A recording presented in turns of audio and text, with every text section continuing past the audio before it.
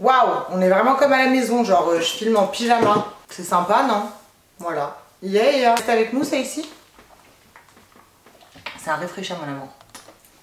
J'espère que vous allez bien, nouveau décor et je pense que ce sera celui-là qui vous accueillera cette année. Bienvenue dans cette nouvelle vidéo YouTube. Je reviens sur YouTube en force avec un concept que je voulais lancer depuis très longtemps et je voulais pas commencer par ce thème-là, mais du coup ce sera sur ce thème-là parce que c'est une question qui me revient souvent. Donc je me suis dit why not l'aborder. Bienvenue dans Talk with RBB et with House of Ceci aussi. Le talk, qu'est-ce que c'est? Bah comme son nom l'indique, nous allons discuter, parler de sujets de société. C'est peut-être pas des sujets de société, mais pour moi ça en est des sujets sur lesquels j'ai envie de m'exprimer et vous dire des choses, et notamment le sport et l'alimentation sont des sujets devenus principaux dans ma vie. Ouais j'ai vraiment dit ça. Avant j'aurais plutôt dit la mala et l'alcool, mais avec le temps les gens changent. On va directement rentrer dans le vif du sujet, on va échanger sur ce sujet ensemble. J'ai également fait une FAQ sur Instagram. Donc pour ceux qui me disent ouais pourquoi tu fais des FAQ si c'est pour jamais y répondre en story. Pas que je réponds pas à la FAQ, c'est que j'en fais une vidéo pour faire un truc un petit peu plus travaillé. Donc ouvrez un petit peu vos cerveaux, arrêtez d'être bêtes et puis c'est parti. On lance le générique, ya.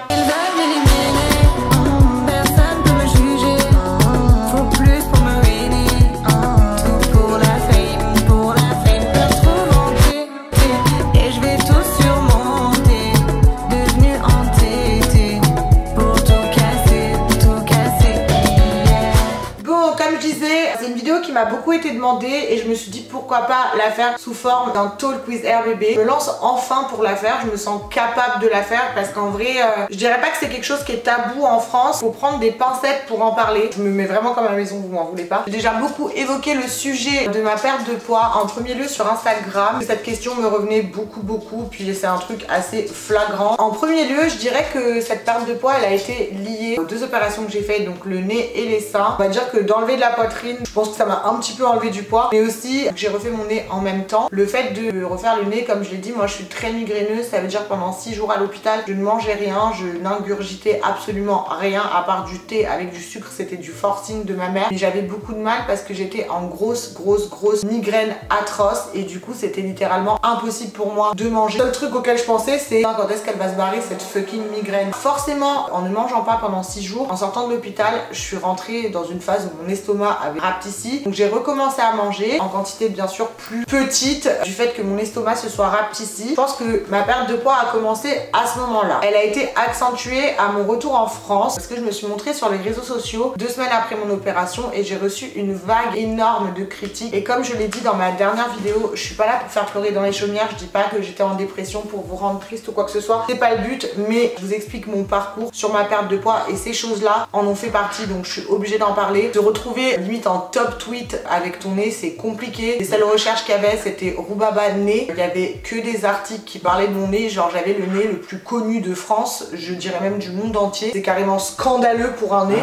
Je dirais que ça a été accentué par les critiques et moqueries de certains d'entre vous parce que oui, je sais pertinemment que vous êtes là, mais c'est pas grave, les haters, on vous aime aussi. Par la suite, quand je suis rentrée, il y a eu cette période de confinement qu'on connaît tous, le premier confinement, ce moment où on a été privé de liberté fondamentale, privé de tout, privé de vie. Je pense que vous vous en rappelez, c'est le moment où on a été enfermé. Clairement, pendant cette période du premier confinement, on ne pouvait rien faire. Fini les restos, fini les fast-food, fini Uber Eats, fini aussi la mala et donc par conséquent l'alcool, fini clairement toute ma vie. Voilà. Et clairement, avec cet enfermement, c'est là que je me suis mangé la plus grosse frappe de ma life. Et donc à ce moment-là que j'ai décidé un petit peu de me reprendre en main parce que j'étais toute seule, enfermée chez moi. Je subissais ces critiques et j'avais besoin un petit peu de trouver un échappatoire. Sport, quand je l'ai débuté pendant le premier confinement, ça a clairement été un échappatoire pour moi par rapport à ce que je subissais un petit peu sur les réseaux et ça m'a permis en fait de penser à autre chose, de pas forcément aller sur Twitter toute la journée et de pas forcément voir ces commentaires odieux et ignobles que je recevais. Par la même occasion, j'ai également commencé à cuisiner, mais ça clairement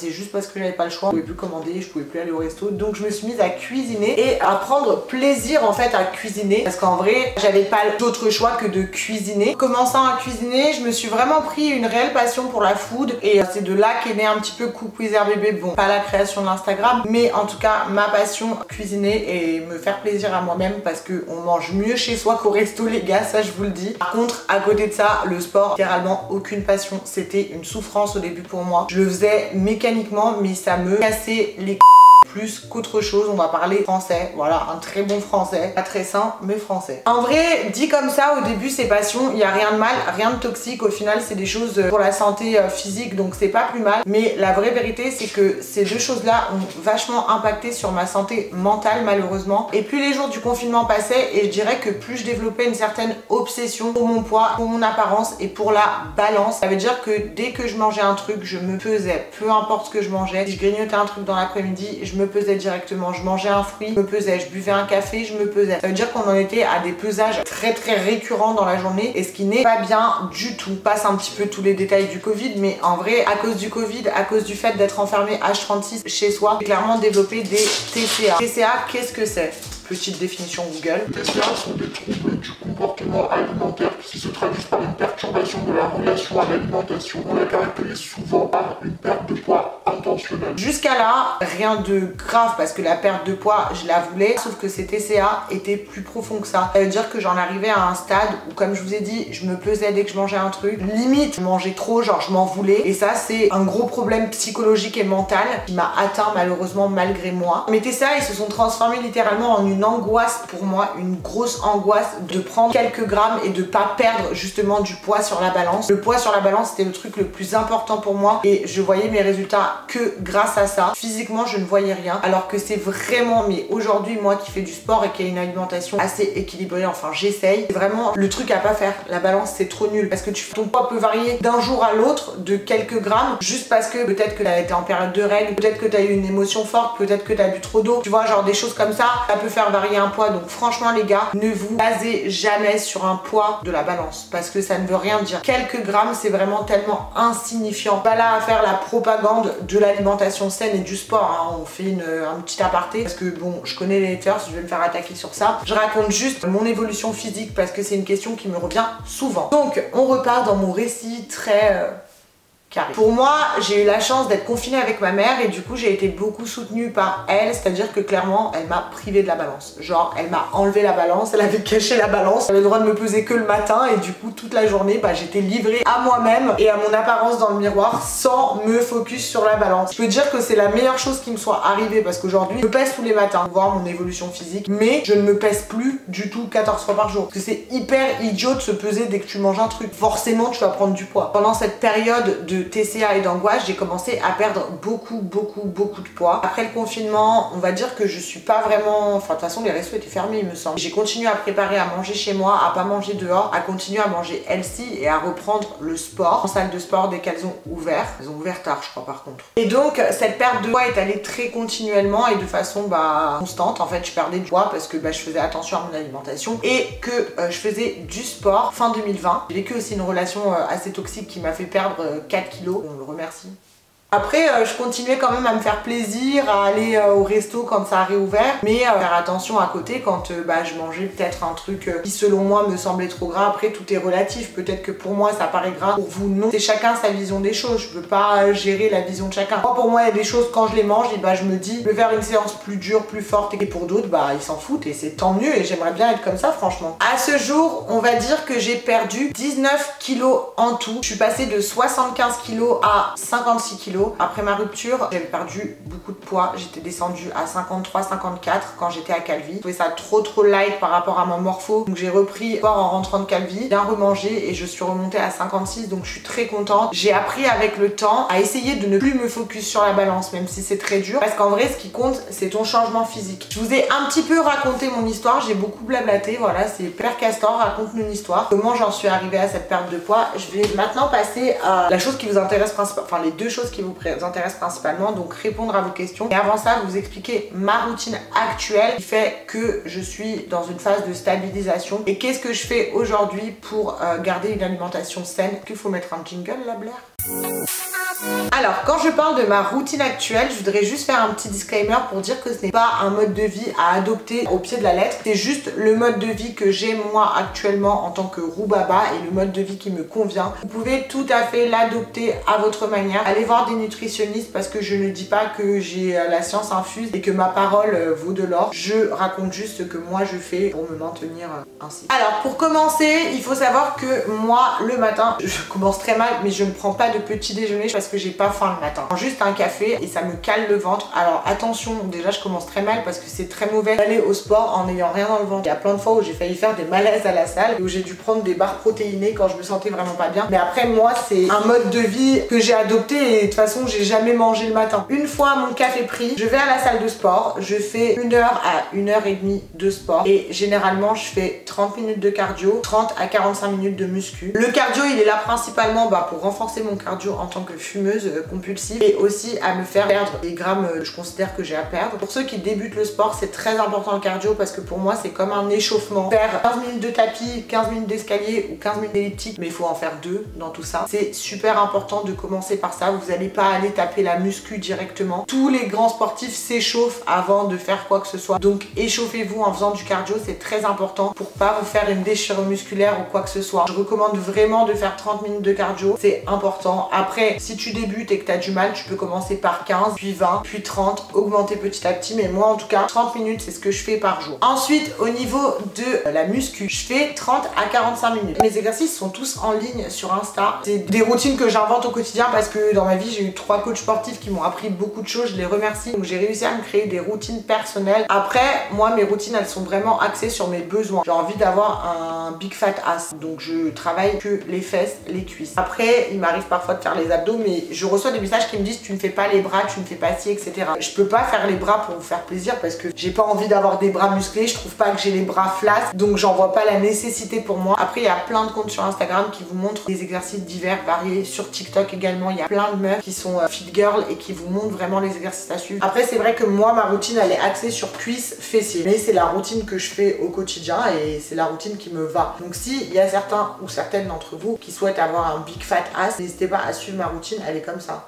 J'essaye d'aller 3 à 4 fois par semaine au sport. Alors il m'arrive d'avoir des semaines où j'y vais beaucoup moins parce qu'à cause du travail, à cause des déplacements à Paris, j'ai pas le choix. Quand je suis à Paris, je vous mens pas, j'ai aucune envie d'aller au sport. Concernant les repas, c'est vraiment libre à vous. Je mange midi et soir des protéines et j'essaye de manger des féculents qu'une fois par jour. C'est-à-dire si je mange des féculents à midi, je mangerai une salade avec une protéine le soir. Si je mange une salade à midi, je mangerai mes féculents le soir. Après, je sais qu'il y en a qui diront que les féculents le soir c'est pas bien, mais pour compenser ça, moi j'essaye de pas faire des repas trop tard. Ça veut dire que j'essaye de pas manger après 20h30, à part quand je vais au resto. J'avais d'ailleurs testé le jeûne intermittent, passer un temps. C'est sympa, mais c'est dur. C'est très dur. Je mangeais pas de 20h à 14h, c'était très dur. Essayez de pas manger tard et d'intégrer des protéines à tous vos repas. C'est super important, mais j'ai l'impression d'être diététicienne, genre manger 5 fruits et légumes par jour. Je m'autorise les grignotages. Ça veut dire que des fois, si j'ai faim dans l'après-midi, je vais manger des fruits à coque. Je crois qu'on appelle ça comme ça, genre les amandes, les noix et fruits frais. Après, attention, il m'arrive de boire un Starbucks l'après-midi et de manger un cake. Je reste un être humain. D'ailleurs, si vous cherchez des recettes healthy pour vos repas, vous pouvez tout retrouver sur Cook with RBB. Oui, je suis littéralement en train de me faire une pub solo. Et aussi, le plus important dans ma routine, c'est, parce que là, je vous ai mis que des trucs chiants, genre. Mais il faut se faire plaisir quand vous en avez envie et quand vous en avez besoin. Quand vous êtes triste, quand ça va pas, mais tapez-vous un putain de McDo, les gars. Genre, faut se faire plaisir. Parce que pour moi, avoir une alimentation équilibrée, c'est absolument pas se restreindre. C'est pas le but. Le but, c'est de rééquilibrer ce qu'on mange, mais tout en se faisant plaisir. Et sur Cook, vous pouvez retrouver d'ailleurs des recettes qui sont saines et gourmandes et que qui m'ont aidé à perdre du poids. Bon, c'est des trucs bateaux aussi, mais il faut boire 1,5 litre d'eau par jour et je le fais pas. Et bien sûr, pour avoir une perte de poids apparente, il faut être constant, discipliné et motivé. Si tu n'en as pas l'envie, tu n'y arriveras pas. Faut que tu vois à l'intérieur de toi, tu aies l'envie. En tout cas, là, c'était mes petits tips, ma petite routine. J'ai un petit peu tout mélangé dans cette partie. Et on va passer à vos questions. C'est le plus important.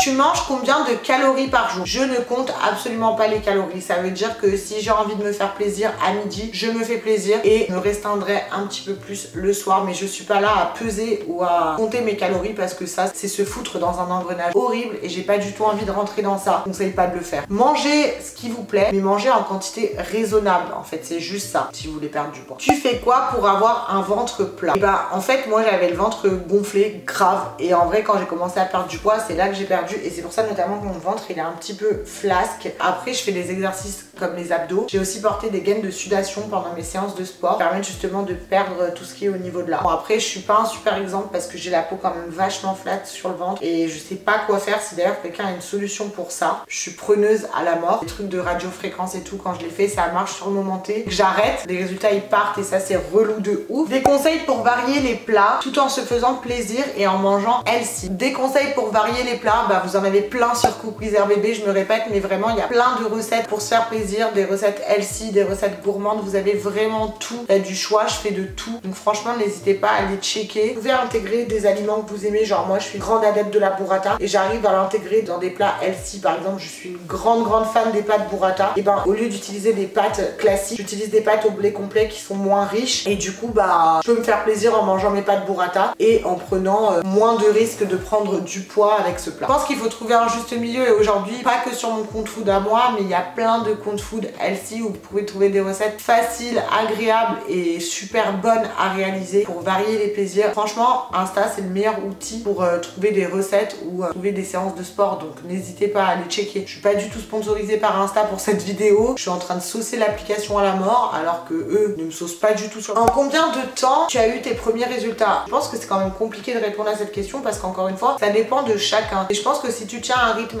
assidu au sport, ça veut dire que tu vas bien 3-4 fois par semaine, que ton alimentation suit, tu peux avoir des résultats dès la première à deuxième semaine. Alors je dirais pas que ce sera des résultats de ouf, mais tu commenceras à avoir le changement sur ton corps et c'est ce qui te motivera par la suite. Je peux pas donner de deadline parce qu'en vrai c'est propre à chacun, ça dépend de chacun et ça dépend de la morpho de chacun et comment ton corps va réagir face à un rééquilibrage alimentaire et face à des séances de sport. En fait ça dépend vraiment de chacun. Comment tu gères les sorties au resto? Je vais au resto, je me fais plaisir. Il y a des fois bah, j'ai envie de prendre des frites et bah je prends des frites, mais il y a des fois où je me dis que j'ai pas envie de manger un féculent ce soir là et du coup bah je prends des légumes. Ça dépend des fois. Au resto tu peux tout à fait prendre une protéine, bah tu la sauceras moins, tu mangeras moins de pain et tu prendras pas des pâtes ou des frites avec quoi. Ça dépend des fois, ça dépend de mon mood. Quand j'ai envie de me faire plaisir au resto, bah je prends un truc qui est gras et qui me fait plaisir et parfois bah je prends pas. Après en vrai au début je me suis grave désocialisée à cause de ça et ça faut pas le faire parce que j'étais vraiment obsédée par mon apparence et mon poids. Je veux dire que je voulais même pas aller au resto avec mes amis parce que j'avais peur de grossir et ça faut pas du tout se mettre dans cet engrenage. En fait à force que le temps est filé, j'ai compris que faut continuer à se faire plaisir dans la vie, que la vie c'est se faire plaisir avant tout et que bah si tu manges un truc que tu as l'impression qui est un peu trop riche et bah le lendemain tu t'entraîneras mieux à la salle tout simplement, c'est mon point. Combien d'écarts tu t'autorises par semaine? Pareil, ça je ne compte pas, je fais en fonction de mes envies, de mon moral. Si j'ai envie de faire 3 écarts dans la semaine, bah je les fais. Mentalement aujourd'hui je vais mieux, alors du coup j'essaie de pas me remettre dans cette phase d'angoisse par rapport à mon poids, par rapport à ce que je mange. Donc quand j'ai envie de faire un écart, quand j'ai envie de manger un BK ou un McDo, bah je fonce et puis voilà, tant pis. Comment tu fais pour être régulière? Tout est une question de discipline. La discipline mentale c'est le plus important. Il y a des fois je me lève, j'ai pas envie d'y aller et j'y vais quand même, je me force parce que je sais qu'une fois que je sortirai de ma séance, je me sentirai bien. Moi le sport c'est un peu devenu une thérapie à mon mal-être, à tout ce que j'ai pu vivre ces dernières années. C'est un échappatoire en fait, je sais pas comment vous expliquer. Quand je vais à la salle je me sens tellement mais tellement bien et tellement libre et libérée dans ma tête après que même si j'ai la flemme le matin, surtout que moi j'y vais très tôt, et ben je me force à y aller parce que je sais le bien fou que je vais ressentir par la suite. Ça c'est aujourd'hui ce qui se passe, mais au tout début quand vous commencez, mais il faut vous forcer les gars. Personne n'aime le sport à la base, mais vous apprendrez à l'aimer. Est-ce qu'un jour on se serait dit que moi à House of RBB je pourrais dire que le sport c'est une thérapie? Non, jamais. Vous allez y prendre goût, c'est juste une question d'habitude et de trouver sa